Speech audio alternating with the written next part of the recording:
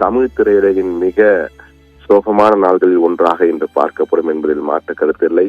என்றால் பழம்பெரும் தயாரிப்பாளர்களில் ஒருவரான AVM சரவணன் இன்று காலை வயது மூப்பின் காரணமாக 5:30 மணி அளவிலே வயது மூப்பு காரணமாக ஏற்படும் உடல்நல பிரச்சனை காரணமாக கடந்த சில தினங்களாக உடல்நலம் சரியில்லாமல் இருந்து வந்தார். இன்று காலை 5:30 மணிகளில் வீட்டிலே அவர் காலமாகியிருக்கிறார் என்ற தகவலை அதிகாரப்பூர்வமாக அவரது குடும்பத்தில் அறிவித்திருக்கிறார்கள். அவரது உடல் அஞ்சலிக்காக புகழ்பெற்ற AVM ஸ்டுடியோவின் 3வது ஃப்ளோர் என்று அழைக்கப்படும் 3வது தளத்திலே பொதுமக்கள் அஞ்சலிக்காகவும் திரைத்துறையினர் அஞ்சலிக்காகவும் வைக்கப்படுகிற தகவலையும் அவர்கள் குடும்பத்தின் சார்பிலே அறிவித்திருக்கிறார்கள். AVM சரவணன் தமிழ் திரையுலகிலே AV மெய்யப்பன் அவருடைய தந்தையார் AV மெய்யப்ப செட்டியார் என்று அழைக்கும் அவருடைய தந்தையாருக்கு எவ்வளவு பெயர் இருக்கிறதோ அதே அளவுக்கு பெயர் AVM சரவணனுக்கு உண்டு. AVM சரவணன் என்றவுடன் அனைவர் மனதிலும் உடனுக்குடன் மனதில் வருவது என்னவென்றால் இந்த AVM உலக உருண்டை வரும். AVM உடைய அந்த சிம்பிள், அந்த சின்னமாக இருந்த AVM உலக உருண்டை வரும்.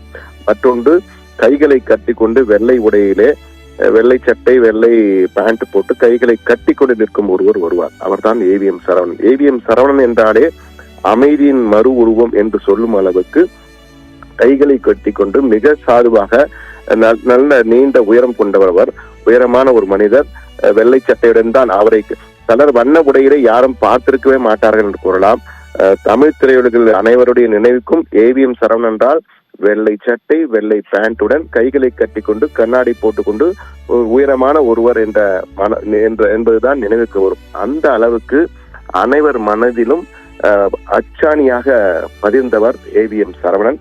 AVM சரவணன் அவருடைய பெயருக்கேற்றார் போல் மிக அமைதியாக தன்னுடைய தந்தைக்கு பிறகு வடபழனியில் அமைக்கப்பட்ட அந்த AVM ஸ்டுடியோவை நிர்வகித்து வந்தார். அவருடைய சகோதரன் சேர்ந்து கிட்டத்தட்ட 175 படங்கள் எடுத்தாலும் AVM நிறுவனம் பிறகு பல்வேறு பிரச்சனைகள், குடும்ப சொத்து பிரச்சனை போன்றவற்றால் அந்த நிறுவனம் பெரிய அளவு சோபிக்காமல் அப்படியே அமைதியாக இருந்து விட்டது. தற்போது தொலைக்காட்சி தொடர்களை எல்லாம் அவருடைய AVM சரவணனின் பேட்டிகளும் அவருடைய மகன் போன்றவர்களெல்லாம் எடுத்து வருகிறார்கள் என்பது தெரியும், அனைவருக்கும் தெரியும். இருந்தாலும் இந்த AVM சரவணனுடைய உழைப்பு, அதே போன்று அவர் நானும் சினிமாவும் என்ற ஒரு புத்தகத்தையும் எழுதியிருக்கிறார். அவருக்கு கலைமாமணி விருது வழங்கப்பட்டிருக்கிறது. அது மட்டுமல்ல, புதுச்சேரி அரசினுடைய சிகரம் விருதும் வழங்கப்பட்டிருக்கிறது. AVM சரவணனை பொறுத்தவரையிலே மிகப்பெரிய அளவுக்கு தமிழ் திரையிலே ஒரு முத்திரை பதித்தவர். அவருடைய AVM உடைய அடிப்படை ஒரு தன்னம்பிக்கை வார்த்தை என்றால் முயற்சி திருவினையாக்கும். அந்த முயற்சி திருவினையாக்கும் என்பதற்கேற்ப AVM பல முறை திரைத்துறையை விட்டு சென்று விடலாம் என்று நினைத்த போதெல்லாம் சரவணன் போன்றோருடைய முயற்சி மற்றும் திரையுலகின் முயற்சி ஆகியோருடன் இணைந்து AVM மீண்டும் மீண்டும் புதுப்பித்து வந்து மிகப்பெரிய அளவு சாதனை படங்கள் எல்லாம் இயக்கியிருக்கிறது. MGR, சிவாஜி, ரஜினிகாந்த், கமல்ஹாசன், அஜித் என உள்ளிட்ட அனைத்து தமிழ் திரையுடைய மிகப்பெரிய நட்சத்திரங்கள் அனைவருமே AVM உடன் ஏதோ ஒரு காலத்திலே தொடர்புடையவராக இருந்திருப்பார்கள். அந்த அளவுக்கு பல வெற்றி படங்களை, பல மிகப்பெரிய வெற்றி படங்கள் எல்லாம் கொடுத்திருக்கிறது. அதுவும் சகலகலாவளவன், சம்சாரம் ஒரு மின்சாரம் போன்ற படங்கள் எல்லாம் மிகப்பெரிய அளவுக்கு முத்திரை பதித்தன. சிவாஜி, ரஜினிகாந்த் சிவாஜி, அன்னை காலத்தை முத்திரை, சூர்யாவின் பேரழகன் என படங்கள் பட்டியலை சொல்லிக் கொண்டே போகலாம். 175வது படமாக முதல் இடம் என்ற படத்தையும் எடுத்தது. அதற்கு பிறகு பெரிய அளவு அவர்களால் படங்களை எடுக்க முடியவில்லை என்பதுதான் உண்மை. பல்வேறு பிரச்சனைகள் இருந்தன. ஸ்டுடியோ தொழிலும் குறைந்து என்றால் அவுட்டோர் ஷூட்டிங் எல்லாம் வந்த பிறகு ஸ்டுடியோ என்பது சுருங்கி விட்டது.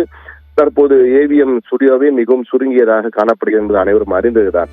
எது எப்படி இருப்பினும் AVM சரவணன் தமிழ் திரையுலகிலே மறக்க முடியாத திரைப்பட தயாரிப்பில் ஒருவராக என்றும் அறியப்படுவார் என்பதில் மாற்று கருத்தில்லை.